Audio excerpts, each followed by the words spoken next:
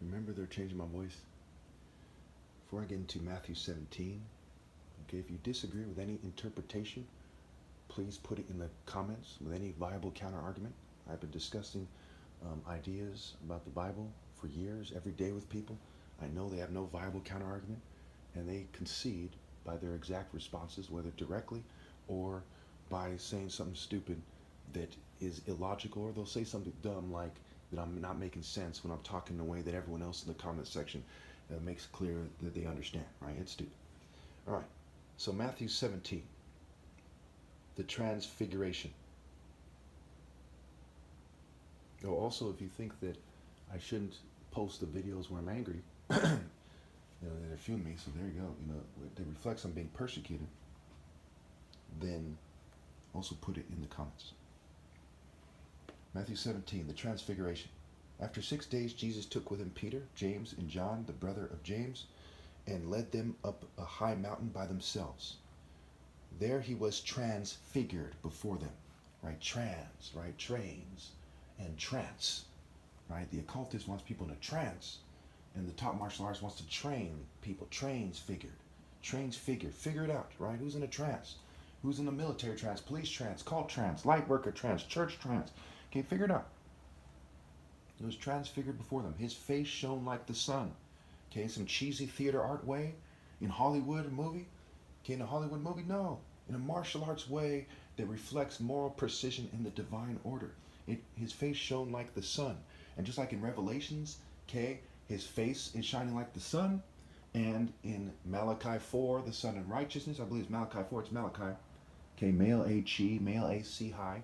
Okay, also Psalm 19, okay, where the sun is a symbol of the bridegroom, the champion, the top martial artist, okay, what have you. And his clothes became as white as the light.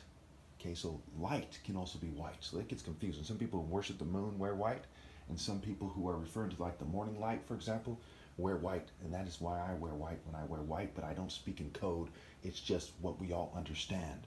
When we see someone wearing white, we think holy. Okay, so again, there he was transfigured before them. His face shone like the sun, and his clothes became as white as the light. Notice he's on a high mountain, right? So he's higher and closer to the heavens. Just then there appeared before them Moses and Elijah talking with Jesus. Okay, this is not literal. Okay, they're in the spirit of God, the martial arts spirit, and they feel the presence of people before them. Peter said to Jesus, Lord, it is good for us to be here. If you wish, I will put up 3 shelters, one for you, one for Moses, and one for Elijah. Again, by their actions, we see in Psalm 19 that the heavens declare the glory of God by their actions. It says they're not actually speaking, but they're communicating by their actions. While he was speaking, a bright cloud covered them, and a voice from the cloud said, This is my son whom I love. With him I am well pleased. Listen to him. So God has shown through his actions of setting me apart. In Matthew 5, right? Rejoice when they're persecuting you, because that's how they treated the prophets before them. Okay? Blessed are those who are persecuted for righteousness' sake, for theirs is the kingdom of heaven. Okay? So by them persecuting me, and it's what they think they should do with their brains that God allowed them to have, it is God using nature and otherwise to point to me and say, this guy is the King of Kings. He has a sum total. He's something special, sum total. Okay? Top martial artist, persecuted, what have you. When the disciples heard this, they fell face down to the ground, terrified. But Jesus came and touched them. Get up, he said. Don't be afraid. When they looked up, they saw no one except Jesus.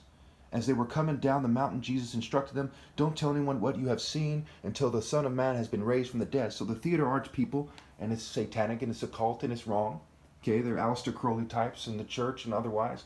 They interpret it as they're in some kind of drugged up state, right? And minister and administer, right? Pastor and apps rot, scrambled. Okay, cryptogram, anagram, gospel, gospel. Okay, they interpret it as that they're in a trance-like state and being manipulated, and they're like magicians, Houdini nonsense. They think that's how they should do it, the scripture and the script, acts and acting.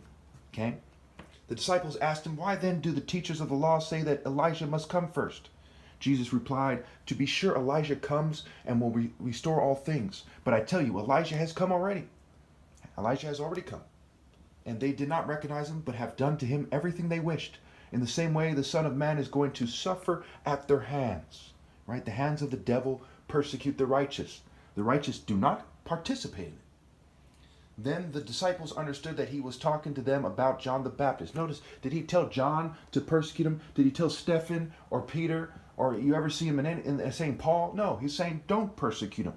Under no circumstances should you obey the corporate state and persecute me. Then the disciples understood that he was talking to them about John the Baptist. Again, the spirit argument, right? Why was John the Baptist Elijah come back? Because the spirit of the people before them, and some are pronounced more than others, angels and angles of the spirit, was in John the Baptist. The angle of Elijah was in John the Baptist, among other things. Okay, and of course Jesus predicts his death.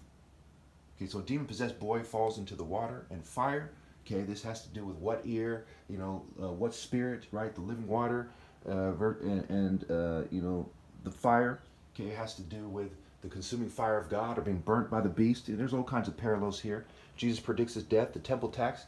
He says that he and the disciples are the children of the king and they don't have to pay the temple tax. So that doesn't apply to us. You see how not everybody is equal. There's a divine order. The people who are not right with God to that degree pay the temple tax, and he doesn't, but he pays it anyway, just for good measure.